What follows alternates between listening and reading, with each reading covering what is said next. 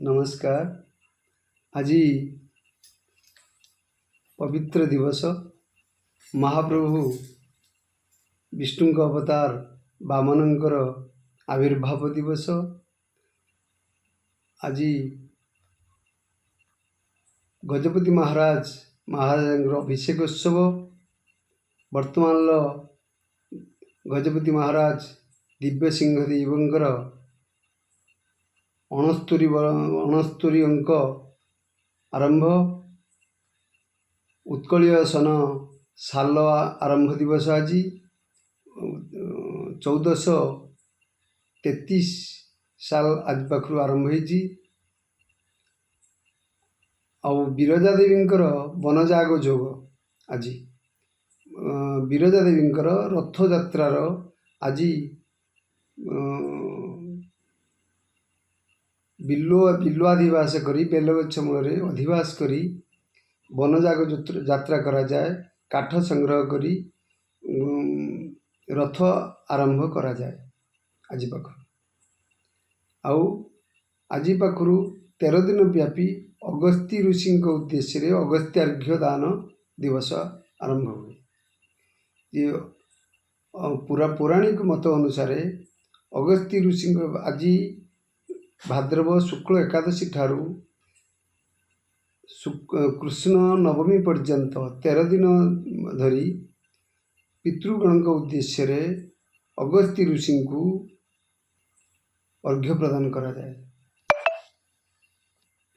आउ महत्वपूर्ण जिनस आज हूँ अरांधिया। अरांधिया ये महाप्रभु कृष्णंकर महाभारतर महानायक कृष्णंकर आज कालिय कृष्ण को आज कालिय दंशन करथिला। जेतेबेले महाभारत अनुसार भागवत अनुसार जे जमुना नदीर ह्रदरे विषधर कालिय नाग थिला। से कालिय नाग एते भयंकर थिला, एते विषाक्त थिला, ते आसपास आखपाख जे जाउथिला से मृत्युवरण करुला। एपरिक से नदी गर्भरे नदीर से जगार उपरे यदि चढ़ई मध्य जाउथिले पक्षी माने जाउथिले से मध्य विषर से ज्वालार उपरको विषर ज्वाला प्रभाव रे से माने मध्य खसी खसी नदी गर्भरे पड़िकी मृत्युवरण करुले। ये अवस्था रे कृष्ण जाइचंती से ह्रदरे जमुनार ह्रदरे पद्मफूल फुटे। पद्म तुलिबा कृष्ण जाइचंती गोपबाल मान सहित से कालियर दंशन रे प्राप्त होइचंती एवं से मृत्यु सहित संघर्ष करुचंती।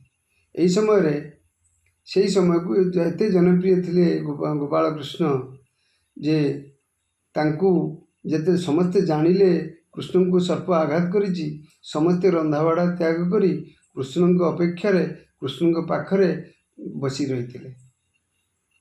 तेणु से खाइबा पीवा छाड़ी रंधाबड़ा छाड़ी कृष्ण पाखरे जगी बसी। तेणु से जगी बसवा समय पर्यंत जो समय जगी बसते से समयटा को अरांधिया समय कह जाए। जो मैंने गोपपुर पाखापाखि से ह्रदर पाखापाखि लोक से माने शीघ्र खबर पाई एवं से आसी कृष्ण पाखे पहुँची थे। कृष्ण द्विपहर समय तांकर जो सर्प ज्वाला सर्प विष नष्ट होता। तेणु से तापरे कृष्ण भल होला परे से जाकि रोषेबास करी खाइथिले। जे माने दूर अछंती से माने समयक्रमे खबर पाई। समयक्रमे उत्तीर्ण समय बेलुड़ी से अरांधिया को पालन करी माने समय अनुसार एवं दूरता अनुसार अरांधिया साधारणतः पालन होता भारतवर्ष में। तेणु से अरांधिया कृष्ण को उद्धार करने अनंत नाग को मध्य पूजा करा जाए। अरांधिया आज चुली पूजा करा जाए। चुली रे जो गर्त साधारणतः अनंत को आम गर्तरे पूजा करती। जो आमर विवाह व्रत आदि कर्म गर्तरे अनंत को पूजा करती बा नाग मान पूजा करा जाए।